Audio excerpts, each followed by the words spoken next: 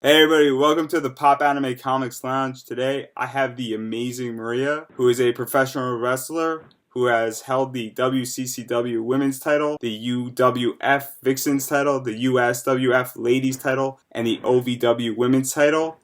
Let me go ahead and say this. I've also held the UWA Women's title, the IWA Women's title, and UCW Tag Team titles right now with Haley Shadows. And now you've had an amazing career, no pun intended, so far. When were you first introduced to professional wrestling? I was first introduced to professional wrestling like when I was a kid, like just watching it on TV and stuff and going to like local shows. And then I've pretty much grown up in professional wrestling.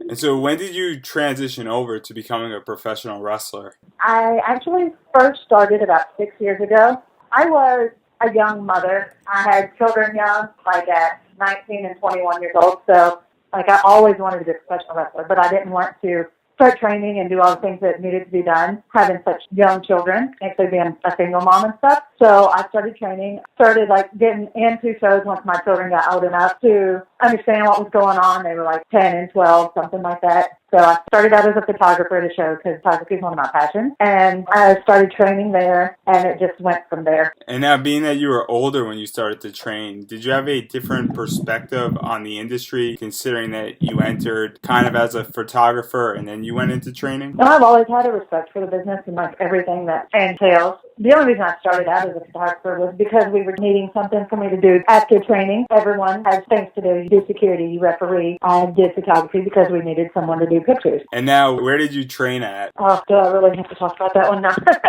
Honestly, I started out training a little company in Kentucky called KZW. I really don't consider that where I trained because it was not a good environment. And after that, how did you gain more experience as a wrestler? Well, I started out training at KZW, and they thought that it would be professional to put me in a match after having 2 weeks of training. So I was there for maybe 6 months or so. I just knew that I wasn't going to grow or learn anything there. So I went from there to WCCW and UWF and would just get in the ring with the vets that were there and trained with them. And now in those two promotions, how was your training broken down, and what reassurances did you have, and what process did they put you through to get you ring ready? Constant drill, repetition is the main thing. I would tell everybody I didn't have any real formal training as set training. I just learned the basics, and then everything that I've learned I've picked up on my own. And now let's talk a little bit about your career so far. You made your debut in WCCW in 2011. What was that like? I debuted at WCCW in a match against Mickey Knuckles,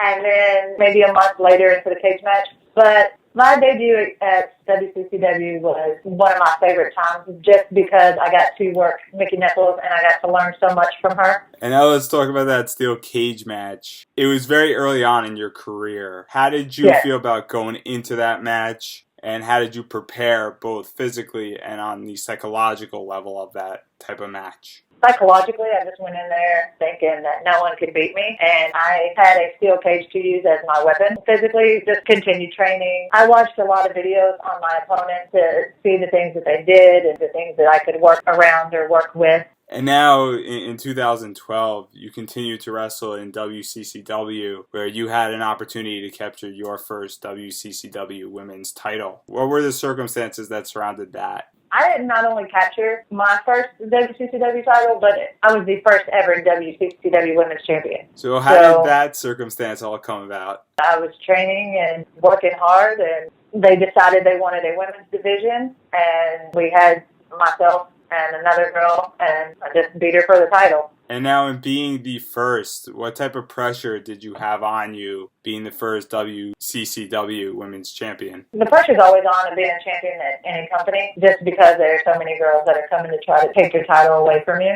So there's always pressure, no matter where you are or what company it is. Being the first ever, though, it did give me something that no one could ever take away from me. And now also, during 2012, you debuted in United Wrestling Federation. How did you discover this promotion? When I left KZW, I sought out UWF and WCCW to get some training. So I'd known some people that worked at UWF, and I just went to a show one night, stayed after, talked to the promoter, and just started training there with them. And in UWF, you had a few rivalries. One of them was with Little Naughty over the Vixen title. How do you feel that this 3 or 4 matches played out between the two of you regarding the title?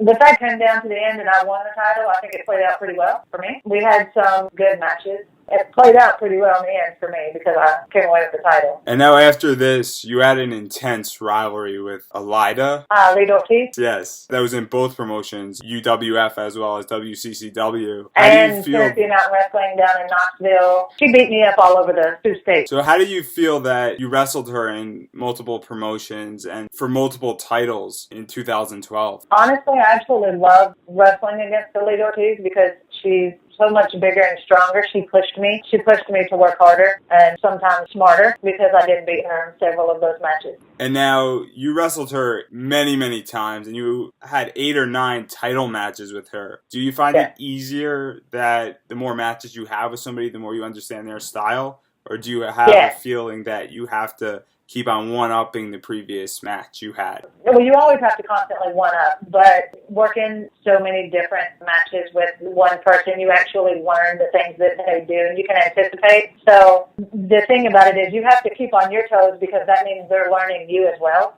So you have to not only worry about changing things up and doing things, different or things that they're not going to expect, but then also try to anticipate and expect what they're going to do. And now following this rivalry, after you had 8 or 9 matches, you entered a smaller rivalry with Nutty Nancy. I don't think anybody in this world has had a rivalry with Nutty Nancy. Nutty Nancy is all on her own. It sounds like you enjoyed the 2 matches you had with her. Honestly, I've had more than that with Nutty Nancy. I just had a match with Nutty Nancy at OVW about 3 weeks ago. Nutty Nancy is an awkward individual, and she just goes where she wants and does what she wants. I think she just wants to be everybody's friend, and if you don't want to be her friend, she just wants to beat you up. So kind of how that goes. How did you enjoy wrestling her for the USFW women's title? I thought that was crazy. Why on earth? I don't understand why she thought she would get a title match, but it didn't pan out well for her at USWF. So I was also the first ever USWF women's champion as well. So that's another title they can't take away from me. And now after facing her, you faced Roxy Starr in WCCW, where you had 4 crazy matches with her. What is it like wrestling Roxy Starr?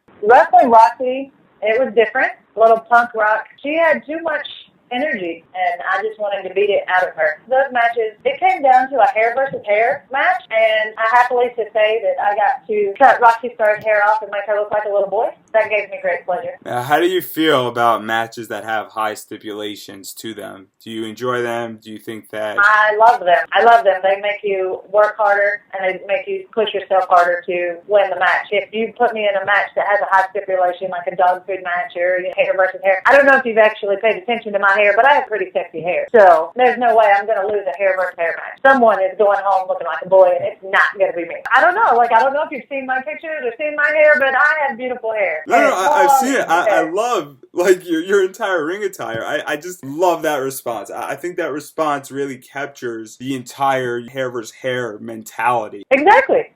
And now you obviously have had some wonderful matches during this time. Do you have a particular favorite match that you had while wrestling in WCCW or UWF? Favorite match in UWF would be, I'd say it'd have to be against Mickey Knuckles. When she put me out for a while, it was very hard-hitting, and she pushed me to my limits and also tore my ACL, so sidelined me for a while. But I'd say that was probably my favorite match out of UWF. One of my favorite matches at WCCW, I guess, would have to be against Jessie Bell Smothers.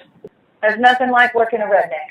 Now, in 2013, you took some time off, and then you returned in 2014. What was it like to return back to the wrestling ring after over a year of being gone? It was amazing, no pun intended. I absolutely loved being in the ring and being out that year for the ACL surgery and rehab and just strengthening back up. I was miserable, and I was an angry person, and when I got to come back into the ring, I just got to take all that anger and frustration out on anyone who stepped in the ring with me. So sucked for them, but it was amazing for me. And now, being that you were injured with your ACL, do you now, as a wrestler, take more time to stretch and to be more sensitive to certain injuries? Always. I'm always aware, and I'm always mindful in a match of my knee, because most of the women that I wrestle know that I've had an ACL injury and placement. And the object of the game is to win, so why would they not go after that? So, I'm very mindful when I get in the ring of what someone does to me. And now let's talk about 2015. During this year, you had the opportunity to work with two young wrestlers, Haley Shadows and Mary Dobson. What was it like working with these two young wrestlers who are really up and coming and appear to be the future of this industry in many ways? Working with Crazy Mary Dobson is on a whole nother level. She is so good, and we have had so many good matches in so many different places. We do Go Fight now, and we're always on the show together, and I'm just like, can I have Crazy Mary? Can we wrestle each other? Because it's so good, and she pushes me to be better. Working with Haley Shadows, she's actually my tag partner these days. So she's in the car with me right now. So say, hey, Haley. What's up, bro? Yeah, absolutely love her. She's my tag partner. We go everywhere together. We're always on the road together. Very comical times with this child. I love her so much. And now you just mentioned a few questions back about Jessie Belle Smothers, Jessie Belle. Now, in 2015 and 2016, you had a crazy rivalry, and you still might have one with Jessie Belle. Yes, we are still going strong. How did that all start? We've had like mini rivalries and stuff and different promotions, and we both got signed on at OVW at Ohio Valley Wrestling, and she was the women's champion there, and I came in and challenged her for the belt, and I took it from her, I guess best way to put it, and she got to digging in my past, like things that came up, when I was younger. It came out that I had done some stupid stuff as a young adult and had went to jail and have a felony, and she had dug into my past and like started bringing it out on TV and started accusing me of being a drug dealer and accusing me of doing all these things, and tried to get the owners of the company to strip me of the title. And so I just started having to beat her every chance I got. And then we had a match in Bardstown, Kentucky about 3.5 weeks ago, and she had her little boy toy with her, Shane Andrews, and when I hit her with my finish, he grabbed the referee and pulled the referee out of the ring. And so I went over to them. We were arguing back and forth, and I was like, ref, please just throw him out. So the ref threw him out, and he wasn't trying to leave, so he's walking Shane Andrews, and I turned back to Jessie Belle to continue my match, and she hits me in the head with the title and gets the victory and steals the OVW title back. So I am not going to rest until I get it back. Now, through all the matches you've had, it looks like two of you have amazing ring awareness with each other, and you put on great matches, and it seems like the crowd's really behind it. Do you feel that, since you've wrestled each other so many times, that this kind of is like a sixth sense type of thing? Yeah, like I said, it's like when you work someone so much, you can anticipate what they're going to do, because you can just look at them and know, hey, they're probably going to try this, so if they do, then I'm going to duck, or I'm going to move, or I'm going to try this. If they try this on me this time, if I try something different, then I have a different outcome. So you kind of get a ring awareness of what's going on. When it gets bad is when the outside elements come into play, such as her little boy toy Shane Andrews, or, now she's got the whole Bad Boy Club, so they've got Randy Royal. So when I go out at OVW, I'm not just wrestling against Jessie Belle. I'm wrestling against Jessie Belle, Randy Royal,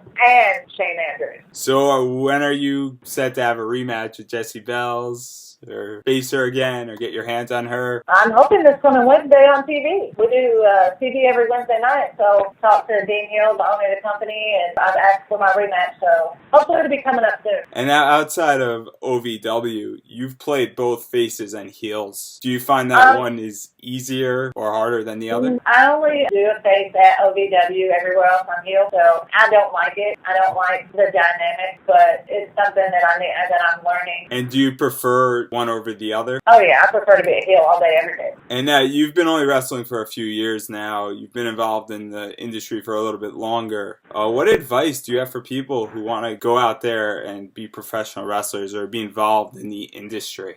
My advice is to get real training. Go to a training school and get real training from a credible trainer, not just somebody who's like, oh, I've been wrestling for 10 years, let me train you. Young people getting in the industry need to go and get trained the proper way. And just shut up and listen. Everybody wants to come into wrestling and think that they know it all already and not listen, and that's no way to come in. And then finally, do you have anything you would like to promote? Facebook, Twitter, website, OVW appearances, any other wrestling appearances that you'll be at? I'm on Facebook. I have a fan page, Amazing Maria. Same thing with Instagram, Twitter, everything, Snapchat. Everything's under Amazing Maria. You can search Amazing_Maria and bam, there I am. Like I said, Twitter, Snapchat, Facebook, Instagram. It's all the same. The Kentucky Derby is getting ready to go on. OVW is doing a event down on the riverfront for the Derby on April the 29th. So people are in the Kentucky area. They're coming to the Kentucky Derby and they want to see some Ohio Valley wrestling. They need to come on down to the riverfront. The show's going to start at 6 o'clock on a Friday. We're doing girl fights all over the states these days. We've got April the 12th, girl fight in Jeffersonville, Indiana at the arena, Gender Wars. Every match is a male versus female match. Girl fight is going to be May the 3rd in Union City, Tennessee, May the 4th in Onley, Illinois, and May the 5th in Detroit, Michigan, or Westland, Michigan. All of those shows you can see myself, Taylor Shadows, Crazy Mary Dawson. Girl Fight's doing big shows and traveling everywhere, so if you get a chance to go see a girl fight, take it. They're very good shows. Thank you, everybody, for listening to this week's podcast. And as always, you can subscribe to this podcast on iTunes, SoundCloud, and Stitcher Radio, and wherever else you listen to your podcasts. And while you wait for next week's episode, you can check out my website, Popanimecomics.com, where I write about anime, comics, and pop culture, as well as you can follow us on Twitter at Popanimecomics for all updates regarding this podcast and the website. I hope to see you as a subscriber to my podcast, checking out my website, and following me on Twitter. Until next week, everybody, have a wonderful week.